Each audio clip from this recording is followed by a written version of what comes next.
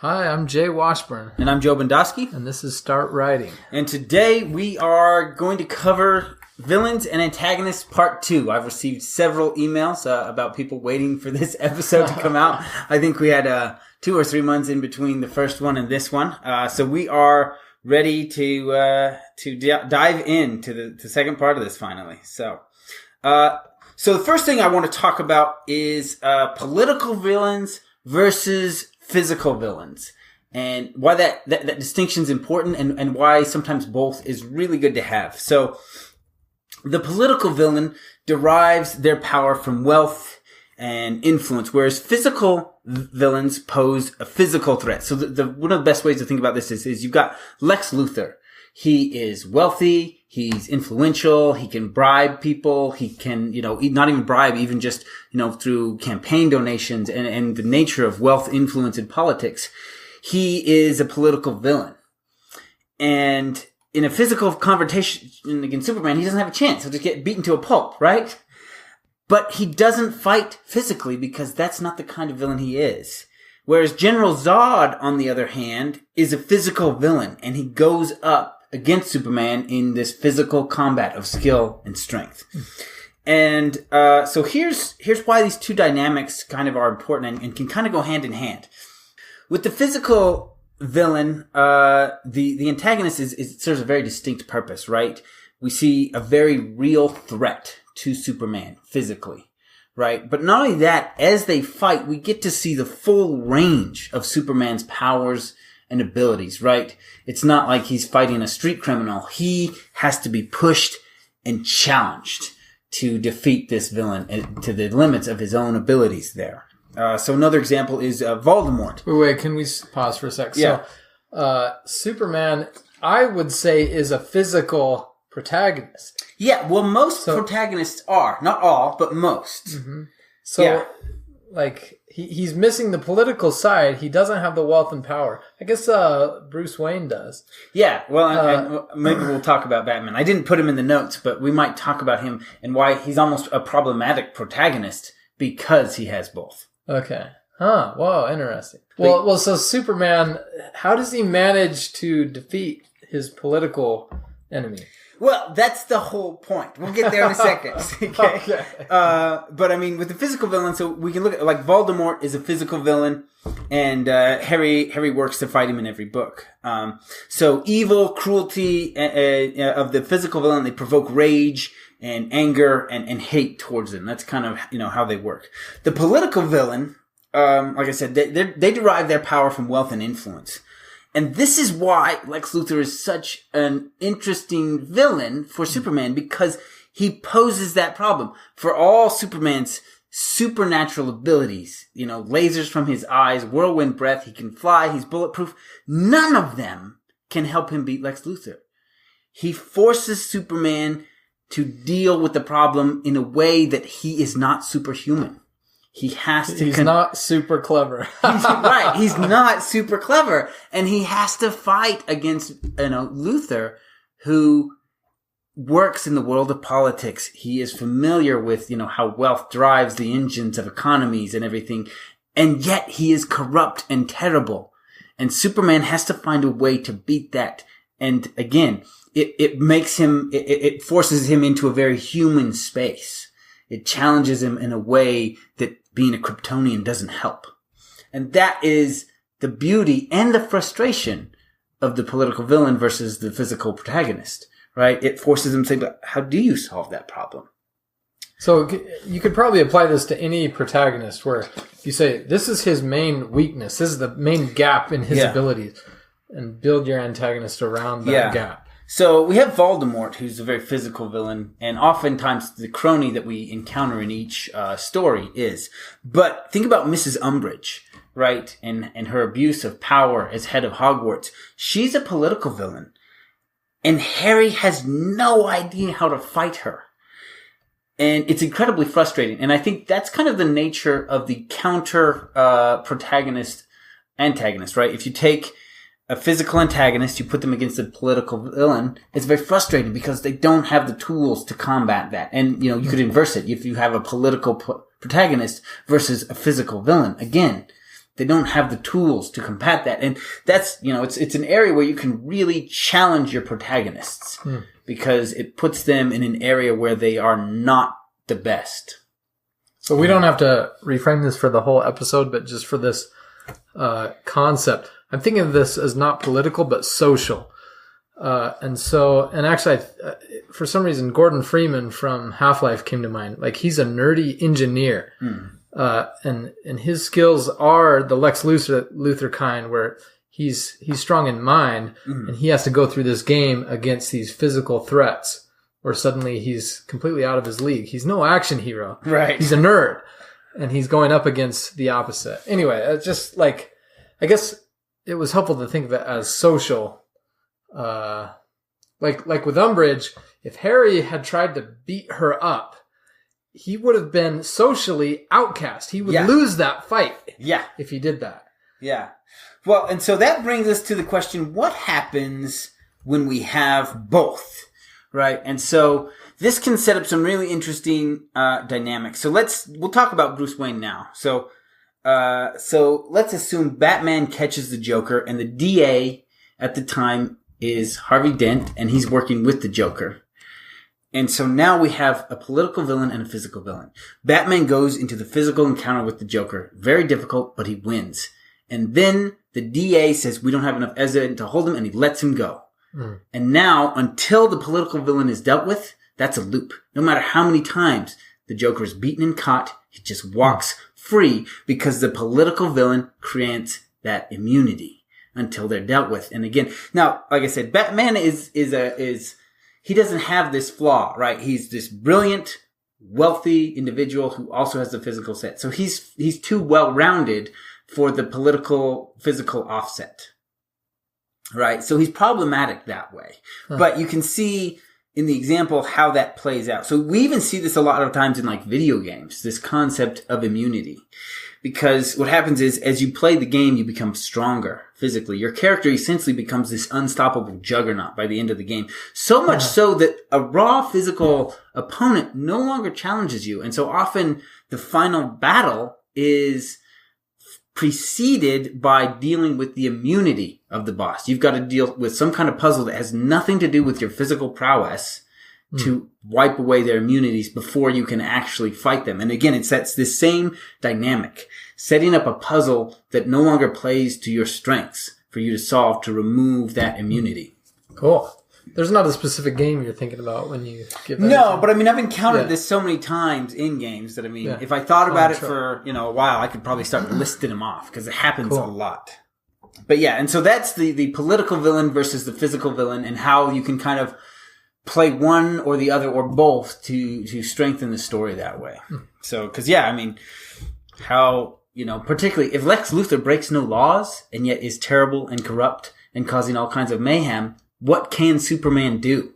Yeah, he's such a good bad guy. I think, and I mean, within this comic books, they've often rolled him into a physical villain. He uses kryptonite, he creates machines and all that. Yeah. But initially, the purpose was to create a villain that Superman just was puzzled by. Like, how do I stop him? If he breaks no laws, and yet at the same time, he's the driving force of evil in the world, how do you fight that? And that is the grand puzzle that he's faced with often. How do I stop someone like that? Okay, so complicating the villain, charm, wit, and others. And so this is a kind of a complicated thing. So we talked about humanizing them, so we can connect to them, understand their motives and their goals, and even presenting the idea of possible redemption for the villains and the antagonists in part one. But here we're looking at complicating them in a different way. So in our episode Cats and Dogs, we discussed techniques for making your protagonist likable. Mainly, which is save the cat, which is the character is awesome, and pet the dog, which is relatability, or the character is like me, connecting them to the character. So I'm not going to dig in a ton to that. What you can do then to complicate your villain is you can give these to the villain as well. The one thing you need to do, though, is what's called kick the cat, right? So in Cats and Dogs, one of the elements of psychology and science we talk about is first impressions. how that impacts our perception and kind of shapes how we see everything else those people do. We talk about how a lot of things that the characters do are actually kind of neutral, but if we've saved the cat, then those neutral things can appear positive because it's shaped that perspective. So Kick the Cat is about introducing the villain as a villain. This is the antagonist. This is very clear, and that first impression is negative, so that we view the other things they do negatively. And so... Wait, so Kick the Cat means... destroy a poor creature with much finesse, right? It just means set up a situation where we meet this character and we say, that's the villain, right? So I think in my novel, in the opening scenes, you meet Alvaro. And in the closing thing, there's a drunk American and he is just really harassing him. And he's just on the street and he decides to kill the guy. And that's it, and just leaves him there. And like I even remember getting a feedback from a reader once, and he says, "That's the villain." Right? When that was. I mean, there's a lot that goes on in the earlier parts of the scene where you're meeting and understanding him and his motives, but that's what you were supposed to walk away from at the end of the chapter. It's like that's the villain. Mm-hmm. And now, regardless of the other choices he will make in the book, he's the villain, and I know that. Right, and so that's what Kick the Cat is about. Is there a contrast to Pet the Dog? No. Throttle the dog. No. So there's just a contrast about shaping that first impression. So then, to complicate the villain, you can then give them a save the cat moment and a pet the duck moment. And that complicates them because now it's like, yeah, they're bad, but, and so it's something to consider. So look at villains like Tyrion Lannister, who... I can't even think of him as a villain. But by the end of Jamie by the end of the series, you don't. But in the first book, you're kind of like maybe, you're not really sure where you stand with Tyrion and Jamie Lannister. Again, by the end of the first book, that's a villain. He is the most villainous. But by the end of book 3, you're like, man, I like Jamie, right? Yeah, and so through these complicating moments, it's kind of shifted how we feel about these antagonists. So so you can complicate them by putting these kind of moments in there. And why would you complicate a villain? Like, why do this? So one is, a novel is an emotional roller coaster, and part of that is the unexpected, right? Like a blanket evil villain is predictable, but a person both good and evil, both repulsive and relatable, is complicated and less predictable. So even the reader might be unsure of the outcome they want. Like, what do you want for Jamie? He's done a lot of terrible stuff, but I kind of get him, and he's been through some terrible stuff too, right? Like, what is justice for someone like Jamie? That's complicated. When the war for the game of for the Iron Throne is over, what does Jamie deserve? I don't know. It's so interesting. But yeah. So it's almost like you're not reading to see what happens, or I don't know. You're reading to see what might happen, or what might be justice. I guess I don't quite get that. I like it. So, but now we're going to why you wouldn't want to complicate your villain, right? Okay. Why you wouldn't do this. So first of all, YA and younger readers books tend to have blanket villains. Like the villain is just the villain. It's kind of the style there. And part of that is, that, once you've finished growing up, people tend to appreciate the gray of life and choices. Teenagers and younger want things simple. It's partly about just like the psychology and just how brain development works within those ages, right? Where adults, we can see complexities and choices be, like there's compromise and, there's, sometimes we make rash choices and sometimes we take more time to think it through. And sometimes, we even juggle which thing we want more in the moment. And we understand that as choices being complicated. Whereas in those same kind of choices, adolescents just see hypocrisy, be like, no, that's just hypocrisy. We're like, well, it couldn't be that simple. People are complicated, right? But that's, and the younger you go, the more black and white they see the world. And again, that's just about the brain finishing its development. And so that's why in YA and younger, you tend to see just blanket evil villains. Simple, black and white. This is good. This is evil. Harry Potter. Voldemort is evil. there's no redeeming qualities there. We never think, maybe not, or maybe there's redemption. No, we never think that. Be like, finish him, right? That's so he's just kind of and so knowing your audience is a lot of whether or not you're going to choose to complicate that villain, and also the type of story you're telling. A lot of times in your superhero storytelling, that audience, even if you're writing for a more adult audience, is still very much looking for black and white story. So, there are certain genres where a complicated villain is a powerful driver of the story. Most fantasy is black and white villains, but if you look at the success of Game of Thrones, it's not. Yeah, man, I've never read a more gray book. Yeah. Who is the good guy? Well, I like John. Wow. I think we've covered this in other episodes, but because this is kind of the antagonist villain suite, I want to bring it up again here, and that is avoiding the underpowered antagonist, right? When it has to be David versus Goliath and we are cheering for David. That's very much how it has to be. Underpowered villains are not going to provoke anger, and frustration from your reader. And without provoking those emotions towards them from the reader, there's not going to be a satisfaction when they get their comeuppance, when you're just going to feel like the hero is a bully. Yeah. Yeah. and the bad guy was picked on. So, and again, the stronger the villain, the more heroic the protagonist, right? I think we mentioned this before, right? A dragon slayer is a dragon slayer because they kill the dragon, right? Without a dragon, he's just a guy with a sword. Yeah. So, managing antagonist plot against terrible monologues. So first of all, let's talk about what monologues are and why. Why are monologues? Because they've been around forever and they still happen. No matter how much people say it's not a great tool for storytelling, it's, stay away from, no matter how much that's being said, monologues still happen. Like, even The Incredibles, where they make fun of monologues, still has a monologue, right? Like, he gives the monologue and then he makes fun of himself for giving it.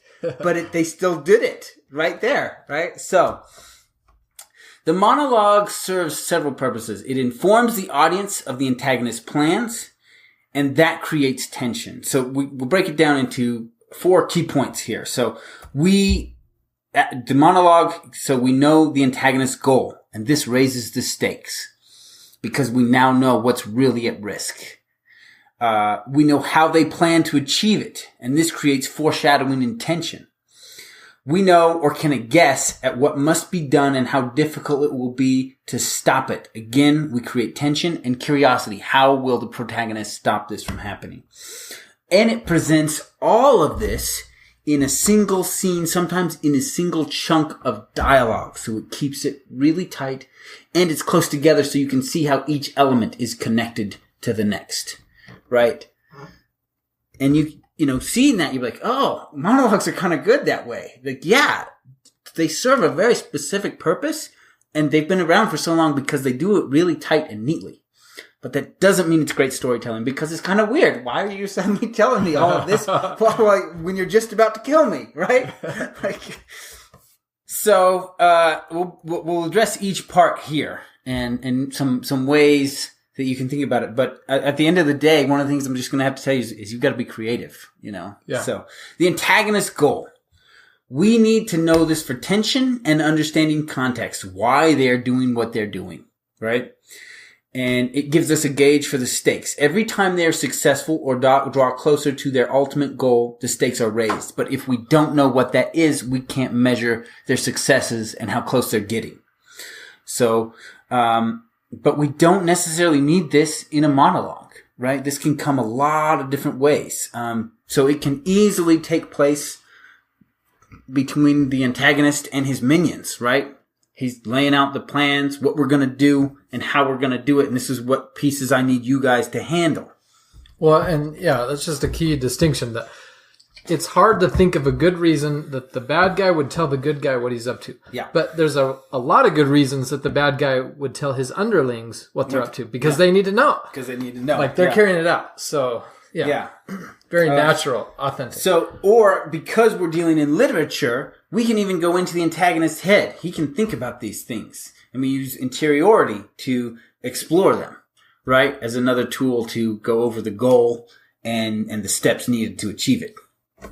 Right? And so those same techniques apply to, again, how we're going to achieve that goal, right? What the goal is, how we're going to achieve it. So then we have to deal with the protagonist counter, because that's part of what comes out of the monologue as well.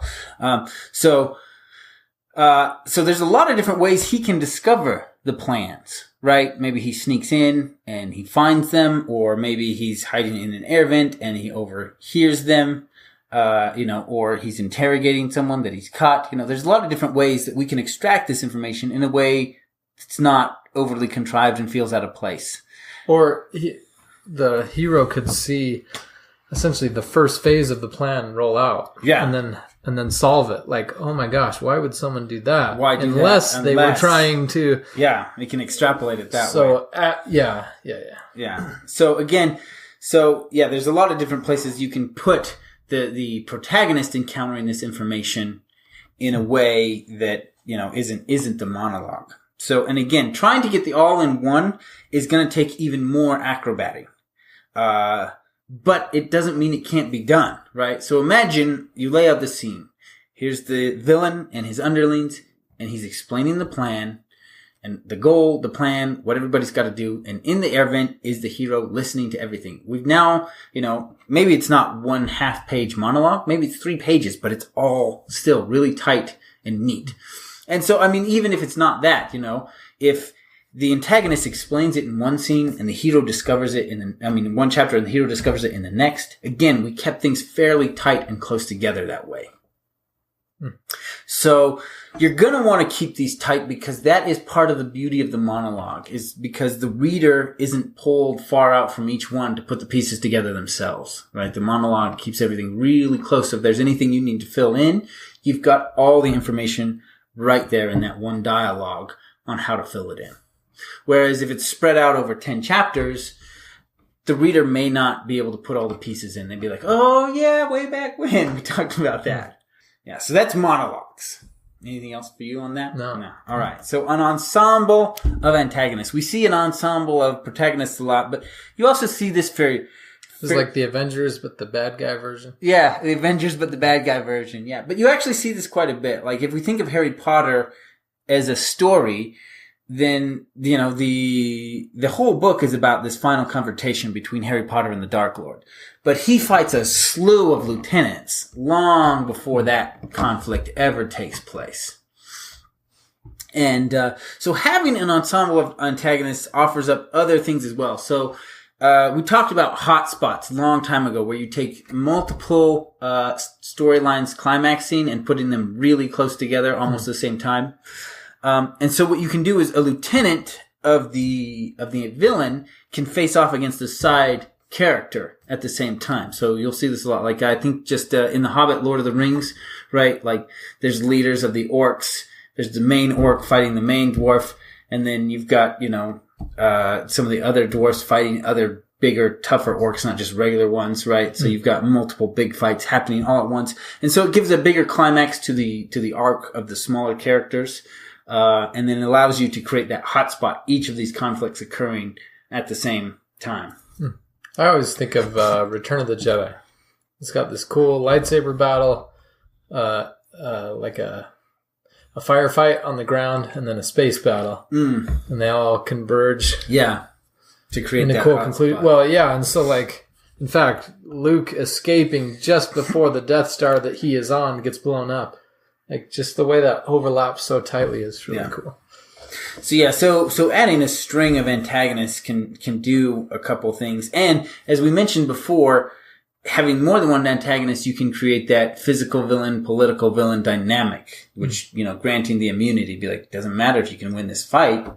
He's immune to justice until the problem of corruption is solved. Antagonist arcs. So again, this is more about complex villains, not like the simple blanket evil ones that we talked about. And, this is just having their own arcs, their madness or their zealotry can deepen. Whatever it is that drives them can become more intense, creating an arc for them. And, maybe what they're willing to do to achieve their goal becomes more extreme. Not only that, but they react to the protagonist as the protagonist works towards them, and that can kind of create this arc as well. I know we've mentioned this in other episodes, but faceless forces need faces. That's great. Yeah. Because of empathy and the way humans are wired to react emotionally to other humans, it is best when the antagonist has a face, a person who represents the evil empire, like Darth Vader. Right. That is his purpose. He gives face to the empire. There's a sea of stormtroopers all the same, but Vader, he stands out, and he's far more evil. I remember in The Rainmaker, Matt Damon, he goes up against a corrupt insurance company. It's just, a big corporation. Oh. But there is a very slick and kind of greasy lawyer who leads the opposing legal defense team, and he then is the face of the opposition. It's cool.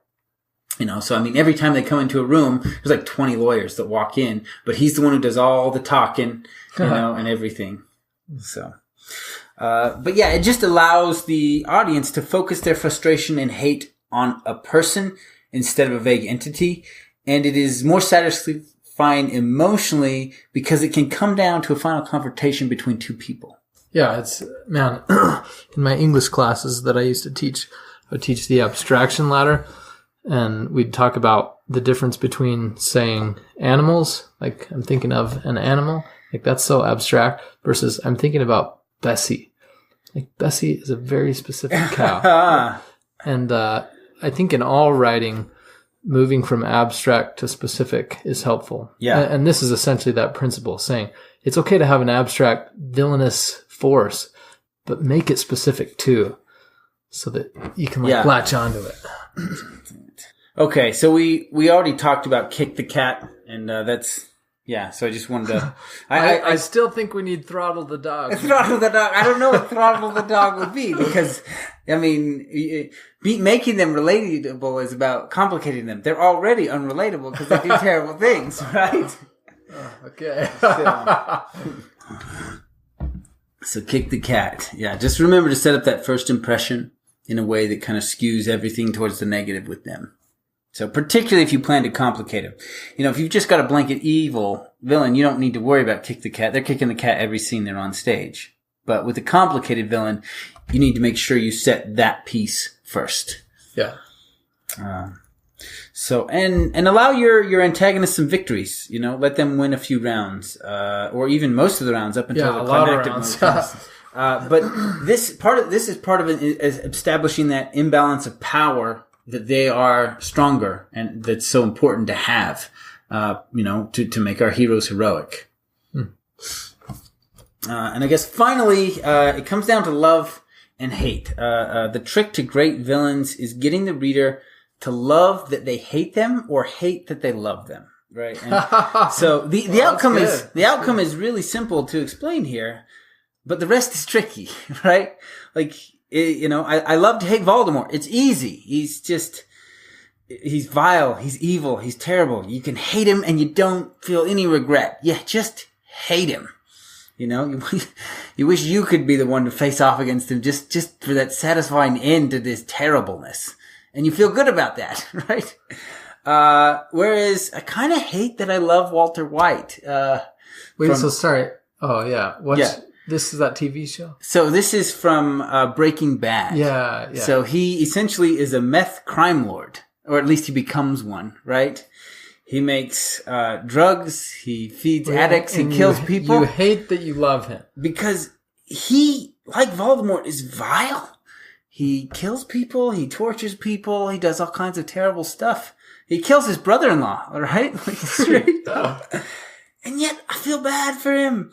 And despite all the terrible things he's done, I kind of want him to win. That's awesome. So that is that I hate that I love him. I know that he's terrible. Like, there's a logical part of my brain that says Walter White is not your protagonist. But there's a part of my brain that says, yeah, but I like him. I understand where he's coming from because we've been on this journey together. Dude, that's awesome. And so those are the two outcomes you really want when it's said and done. Walter White is a complicated villain. He has had save the cat moments. He has had pet the dog moments. I understand how he got to where he is. I understand his motivations. Wait, so would you, if you're calling him the villain, would you say that the cops are the protagonists? Well, the cops are definitely the antagonists, but he is the villain. The cops are the heroes, he is the villain, but he's the protagonist, they're the antagonists. Okay. Just the way the story is structured. Interesting. But yeah. And so that's kind of how you want them to walk away from it. With a blanket evil villain, they can just have somebody they hate and feel good about hating them, and it's okay. And, if you want a complicated villain, then you need the opposite. You need them to say, I kind of get where they're coming from. Like, I'll never forget, one of my readers was talking about Alvaro, one of my villains, and he says, I know he's a villain, but I understand him. I get it. And I was like, yes. That's awesome. That's good. It's good feedback. That's good feedback. So that is it, unless you have anything else No. on antagonists and villains. It's another part excellent 2. episode. So, all right. Thanks for listening. I'm Joe Bendowski. So at the end of this month, The Nature of Skyfall Events is coming out. It's a nonfiction book. So within my own novel, there's a book constantly referenced as like the source of how they're going to do all these crazy things. And that book is The Nature of Skyfall Events. So the fans of the series have constantly emailed me trying to find and buy this book only to realize that it didn't exist. So I am compiling it and putting it together, and I'm going to be releasing it at the end of this month. And at the end of next month, the Skyfall Conspiracy is coming out. So this is, I'll talk about that more next time. But it's a project I've been working on for a long time, and I'm very excited about it. Awesome. And I guess I'm going to do a little pitch too. So I've been working on a space opera, and a little backstory for the author. I grew up as a Star Wars fan, a massive Star Wars fan when I was a kid. And I feel like Star Wars did not grow up as I grew up. Oh. And so I wanted the same exciting space adventure that I loved as a kid, but I wanted it to mature too. That is exactly what Star Child is. Oh my gosh. So Joe just read it. He's one of my early readers. So I've written this space adventure that has everything you love about Star Wars, but it's a little more mature. It asks you to think a little more, a little deeper, a little richer characters. I'm launching this book on May 4th, 2019. That's Star Wars Day. It's up for pre-order now. If you go to starchild.jwashburn.com, it'll take you to the Buy Now page. And I would love to have you read it. I'm super excited to hear what you think. And if you are interested in a free copy, if you email Jay, he will probably send you a review copy so you can have reviews out on day one. I would love to do that. I hadn't even thought of that. I will do this. Yes, he will happily do that. Yeah. My email address is me@jwashburn.com. That's just the letter J, jwashburn.com. So, all right. Thanks for listening. So the show notes, when I ever get around to updating the website, will be at josephbendowski.com, or you can put the dash in there. I now own both, so we're so good. Awesome. So yeah, Joseph Bendowski or joseph-bendowski.com, and then there's a sub portal for Start Writing. It's the home page of the site where whatever articles we have are up there. So I will mention that my book, The Broken Protocol Conspiracy, is a novella. I've gotten a few emails from some of you about this. I did a big promotion on it at the beginning of March. I sold over 2,000 copies in one day. Hit number 66 on Amazon. That's so cool, dude. So as we prepare to launch Star Child, I'm probably going to be putting together some tutorials for Jay. I'm putting together everything from his email chain to just setting up the promotions and building his list. Just so I know, so he can get it done really fast. Because multiple times during my own author journey, I was like, I wish someone would just hold my hand through this and just didn't have to, read the article and then stumble through this. And so that's kind of what I'm going to be putting together. So we'll let you know how that goes. and when that's available. Right now I'm just drowning in my own deadlines, but at some point we'll get those put together. So if you're interested, we'll put links, I guess we'll probably put them on the site, and then they'll be on the YouTube page, which I know nobody sees. The episodes go to YouTube, believe it or not. But so there's so we'll get those up, and hopefully you'll enjoy those, and they'll help Jay get Star Child launched as well.